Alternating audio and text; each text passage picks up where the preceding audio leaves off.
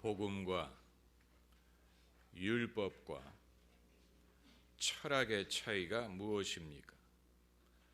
그 차이를 사랑을 주제로 해서 다음과 같이 설명할 수 있습니다. 사랑하라, 이것은 율법이고, 사랑은 아름다운 것이다, 이것은 철학입니다. 그럼 복음은 무엇이냐?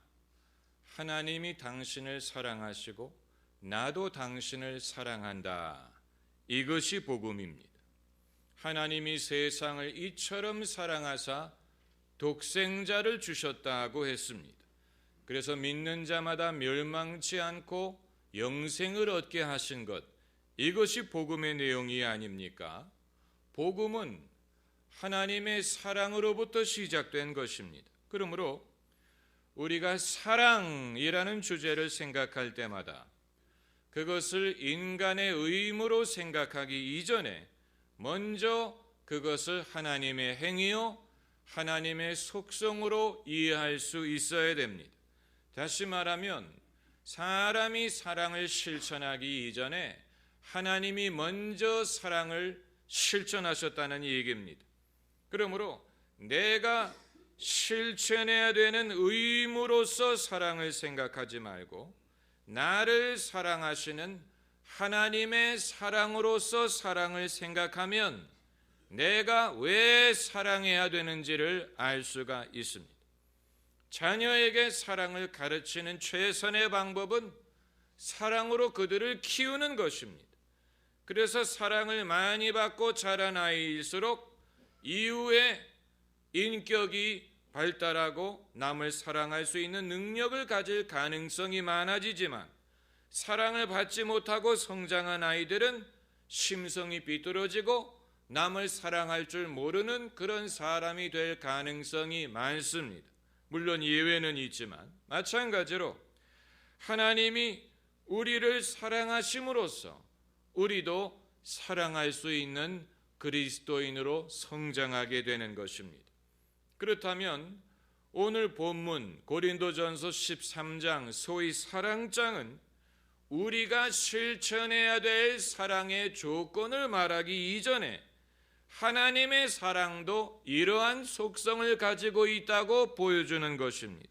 다시 말하면 하나님의 사랑도 오래 참는 사랑이고, 온유한 사랑, 투기하지 않는 사랑, 자랑하지 않는 사랑, 교만하지 않는 사랑, 무례히 행치 않는 사랑, 성내지 않는 사랑, 악한 것을 생각하지 않는 사랑, 불의를 기뻐하지 않고 진리와 함께 기뻐하는 사랑, 모든 것을 참는 사랑, 모든 것을 믿는 사랑, 모든 것을 바라며 모든 것을 견디는 사랑, 이것이 하나님의 사랑의 속성이라는 것을 말하는 것입니다.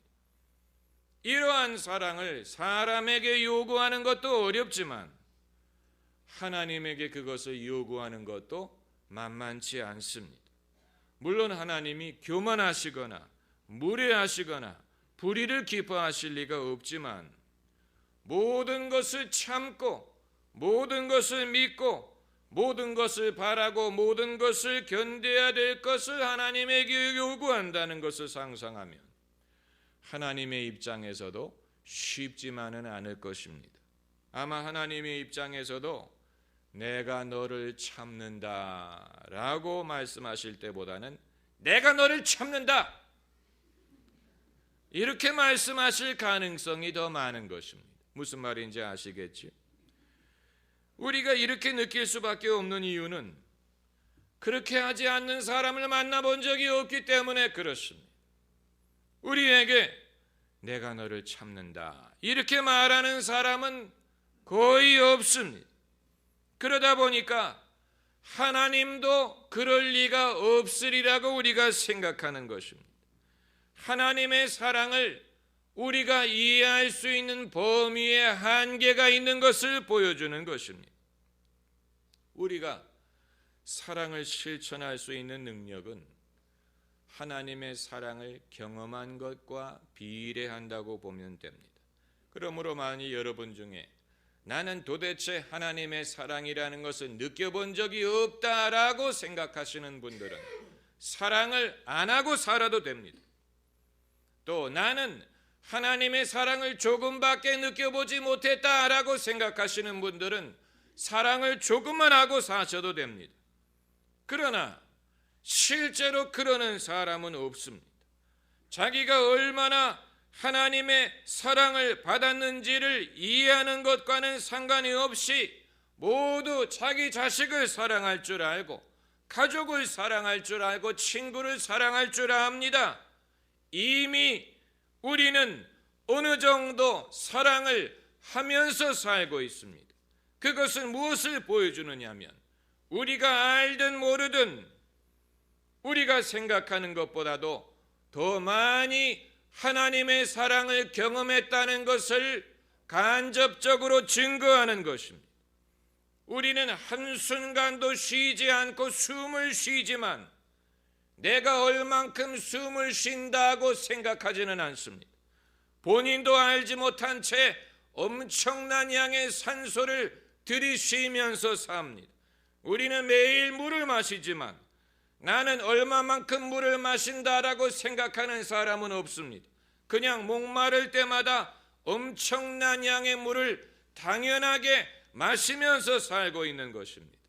사랑도 이와 같지 않겠습니까?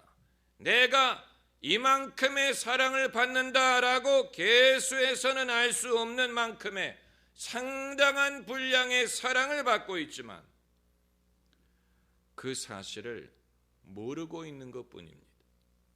내가 얼마만큼의 사랑을 받는지를 알기 위해서는 온유해야 됩니다. 겸손해야 됩니다. 신앙이 필요합니다. 신앙이 우리로 하여금 사랑을 하도록 만드는 면도 있지만 신앙이 있어야 내가 얼마만큼 사랑을 받고 있는지를 깨달을 수가 있는 면도 있습니다. 성인용 영화를 19금이라고 부르지요. 이건 14금과는 다릅니다. 14금은 14K, 금을 부를 때 쓰는 말이지만 19금이란 말은 만 19세 이상만이 볼 수 있다는 얘기입니다. 사랑은 어른들을 위한 것입니다. 그 말은 무슨 뜻이냐면 첫째로 어른이 되어야 사랑을 이해할 수 있다는 뜻입니다. 철이 든다는 말이 바로 이런 뜻입니다.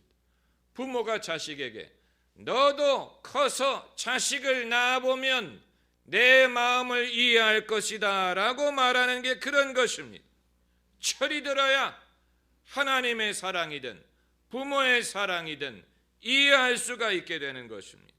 그리고 두 번째로 어른이 되어야 사랑을 감당할 수 있습니다. 성숙한 사랑, 인격적인 사랑을 받을 준비가 어른이 되어야 되는 것입니다. 그럼 미성년자는 사랑받을 준비가 되지 않았다는 말이냐?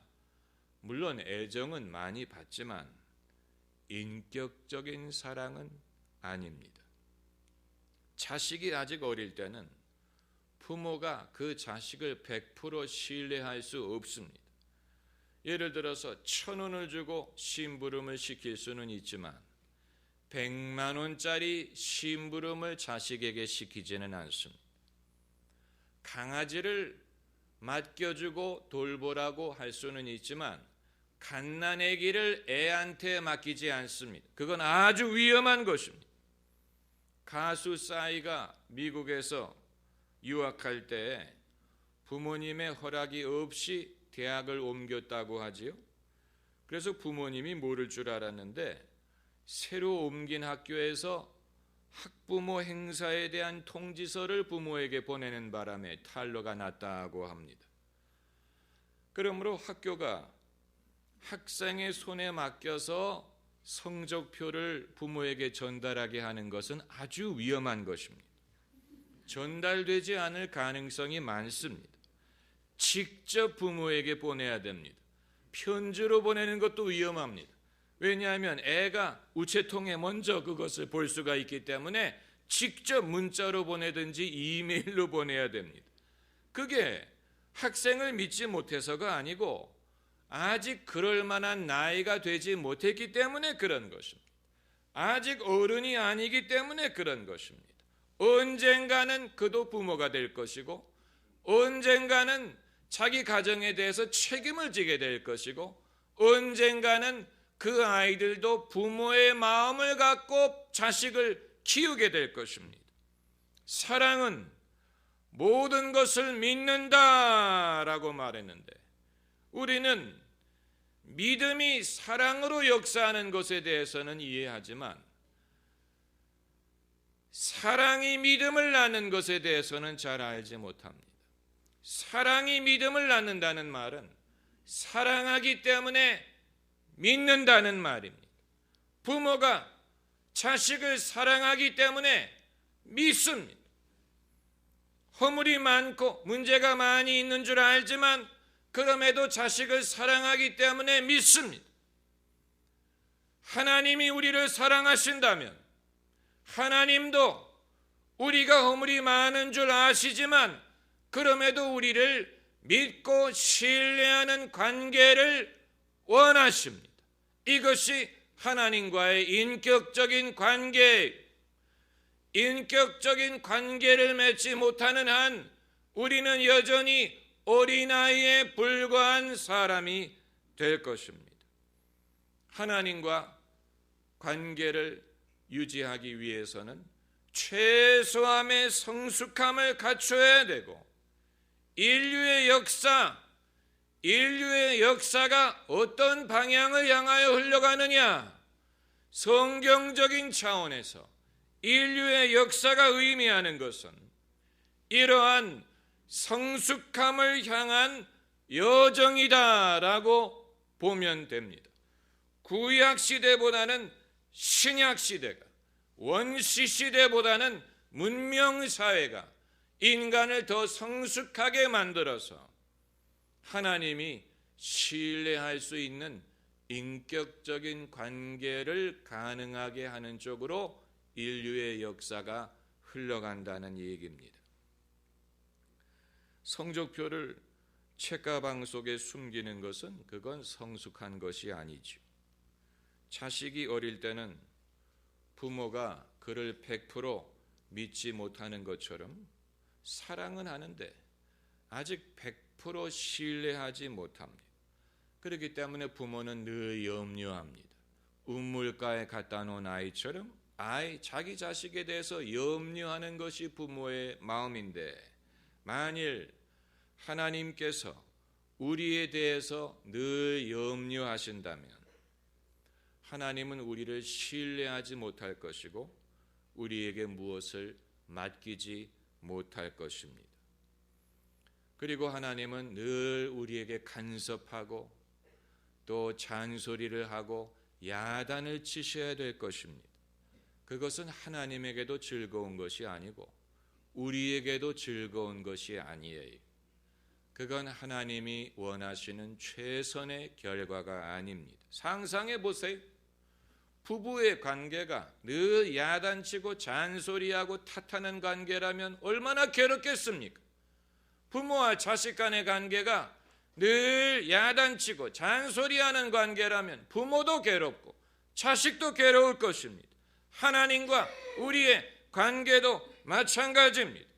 하나님은 우리에게 말씀하시고 지시하시고 인도하시지만 늘 애처럼 간섭하거나 잔소리하거나 야단치는 것을 원치 않으십니다. 그것은 하나님에게 영광이 되지 않고 기쁨이 되지 않고 우리에게도 은혜가 되지 않고 기쁨이 되지 않습니다. 하나님에게 기쁨이 되는 것은 우리를 믿는 것입니다. 우리를 믿는 것입니다. 사랑은 모든 것을 믿는다라고 했는데 이것은 엄청난 위험을 감수하는 것이죠. 엄청난 리스크를 감수하는 것입니다. 여러분, 하나님이 우리를 사랑하신다는 사실이 얼마만큼 당신이 위험을 감수하시고 또 얼마만큼 우리의 책임, 성숙함을 요구하는지 이해가 되실 것입니다. 사랑은 어른을 위한 것이라고 말씀드리는 이유가 바로 그것입니다. 하나님이 우리를 믿을 수가 없기 때문에 늘 경책하고 늘 채근을 하고 늘 야단을 쳐야 된다면 우리는 하나님 앞에 어른이 아닙니다. 하나님이 우리를 믿을 만하다고 보실 때 그때 우리가 성숙한 사람이 되는 것입니다. 그런데 한국교회는 대체로 성도들에게 아이됨을 장려하고 아이로 남을 것을 조장했습니다. 지금도 많은 교회 설교 시간을 보면 오늘은 어떤 제목으로 말씀을 나누겠습니다. 거기까지는 좋은데 다 따라해 보세요. 설교 제목을 처음부터 따라해 보래요. 이건 유치원에서 사용하는 방법입니다. 성도들의 수준을 어떻게 보고, 제가 지금 드는 예는 아주 작은 예입니다. 그보다 더 심한 것이 많습니다. 어떤 교회는 광고 시간에 목사님이 11조를 낸 성도들의 명단을 발표하는데 그것도 액수의 순서대로 발표를 한다고 합니다. 11조를 많이 낸 사람부터 그 명단을 발표하는 교인들이 12조를 낸 사람도 당황하고 안 낸 사람도 당황하고, 왜 그렇게 하느냐? 목사님의 지로는 그렇게 해야 성도들이 11조를 낼 것이라는 얘기예요. 성도들의 수준을 어떻게 보는 것입니까?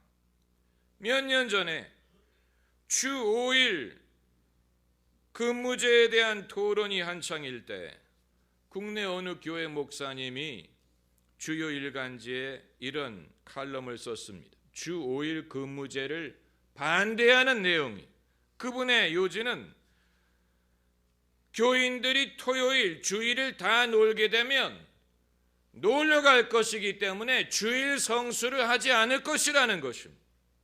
그렇기 때문에 주 5일 근무제를 반대하는 것입니다. 그분의 주장이 일리가 없는 것은 아니지만 도대체 성도들의 수준을 어떻게 보는 것입니까? 그럼 중세시대처럼 주일날에는 모든 상점이 문을 닫고 교회 출석을 강요하자는 얘기입니까? 이런 식으로 성도들을 믿지 못하기 때문에 강제적으로 제도적으로 강요해서 교회를 나오고 신앙생활을 하게 하자는 얘기입니까? 여러분, 이것은 하나님이 우리를 믿으시는 것보다도 목회자가 성도들을 믿지 못하는 것이고 여전히 그들을 아이로 보고 아이 취급을 하고 아이처럼 다루어야 된다는 얘기인데, 여러분, 이것보다도 더 안타까운 것은 목사가 성도들을 아이로 여기고 신뢰하지 못하는 것보다도 더 안타까운 것은 성도들 자신이 자기를 아이로 여기고 아이처럼 대해주기를 바라는 것입니다. 그래서 교회가 이래라 저래라, 이렇게 하지 말아라, 저기 가지 말아라, 언제 와라, 몇 시까지 와라, 이거 해라 저거 해라, 이런 식으로 그들의 삶과 신앙을 다스리고 간섭하고 잔소리를 해주어야 신앙생활을 하려고 하는 성도들이 많다는 사실이에요. 여러분, 요즘에는 초등학교 학생들도 그렇게 하지 않습니다. 자기가 스스로 알아서 숙제를 하든 스스로 알아서 아침에 일어나고 스스로 학교에 가고, 그걸 우리가 가르치면서 신앙생활에 대해서만큼은 여전히 성도들을 아이 취급하고 아이처럼 간섭하고 성도들도 아이로 스스로 여기고 아이처럼 대우하기 전에는 자기가 알아서 신앙생활을 하지 못하는, 여러분, 이것은 하나님의 뜻도 아니고 하나님의 방법도 아니고, 그러면 기독교가 은혜의 종교라는 말은 무슨 의미가 있다는 얘기입니까? 여전히 율법 시대에 살고 있다는 얘기입니까? 여전히 율법적인 신앙을 가르치고 율법적인 방법으로 신앙생활을 해야 된다는 얘기입니까? 이것은 성경에서 말하는 우리가 어린아이였을 때에는 말하는 것이 어린아이와 같고 생각하는 것이 어린아이와 같다가 장성한 자가 되어서는 어린아이의 것을 버렸느니라. 장성한 자의 분량에 이르지를 못하는 것입니다. 교회도 그것을 장려하지 않고 성도들도 그것을 원하지 않고 주님은 은혜로 우리를 인도하시기를 원하지만 교회와 성도들은 여전히 율법적이고 제도적인 방법으로 신앙생활을 유지하려고 하는 문제가 발생하는 것입니다. 여러분, 우리가 더 이상 율법의 시대에 살지 않고 은혜의 시대에 살고 있다는 말은 과거보다도 더 하나님이 우리를 신뢰할 수 있고 과거보다도 우리가 하나님의 사랑을 더 이해하고 사랑을 사랑으로 받아들이고 감당할 수 있다는 것을 말하는 것입니다. 여러분, 하나님은 바뀌지 않았어요. 하나님의 사랑이 바뀐 게 아닙니다. 구약 시대에는 덜 사랑했다가 신약 시대에 더 사랑한 게 아니에요. 모세 시대에는 하나님이 사랑을 사랑하지 않았는데 예수님이 오시면서 우리를 사랑한 게 아닙니다. 하나님의 사랑은 똑같습니다.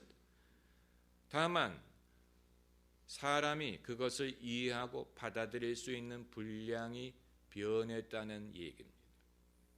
전반적으로 인류의 역사가 흐르는 방향이 좀 더 성숙한 인간으로 인격체로 변화하는 그것을 말하고 있는 것입니다. 여러분, 우리가 하나님의 사랑을 감당할 수 있을 때 그때 비로소 우리도 그 사랑을 실천할 수가 있습니다. 조건 없는 사랑, 또 힘이 있는 사랑, 또 상대방이 나에게 어떻게 하느냐에 좌우되지 않는 내가 먼저 하는 사랑, 이 사랑은 우리가 하나님에게서 발견하는 것이고 하나님에게서 그 사랑을 받았기 때문에 나도 그 사랑을 실천할 수 있는 능력을 얻는 것입니다. 할렐루야. 기도하십시오.